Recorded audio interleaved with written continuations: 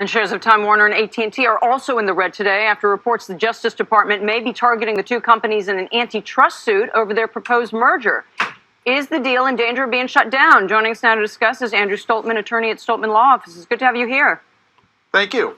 Nobody was expecting this to meet any trouble, were they, considering it's called, quote-unquote, vertical integration?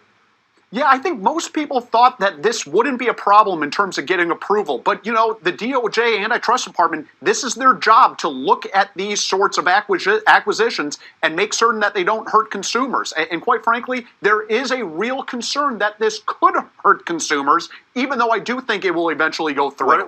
What is the possible injury to consumers?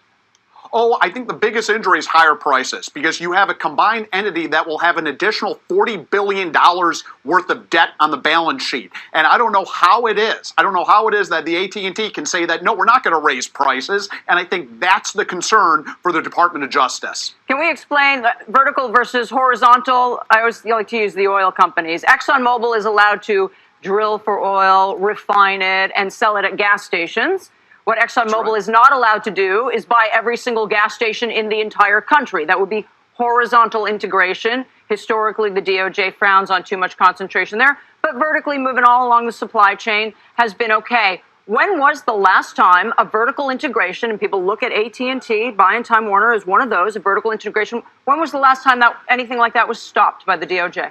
It's relatively rare, and it didn't even happen during the Obama administration. So I would be shocked if during the Trump administration it would in fact happen, because we have a new head of the antitrust division who simply has given his blessing in the past to many of these mergers. But again, you just have to look at the consumer. You have to make certain it's consumer friendly and it's not going to necessarily lead to higher prices. Is this just a negotiating tactic to try to extract something from the companies? Yeah.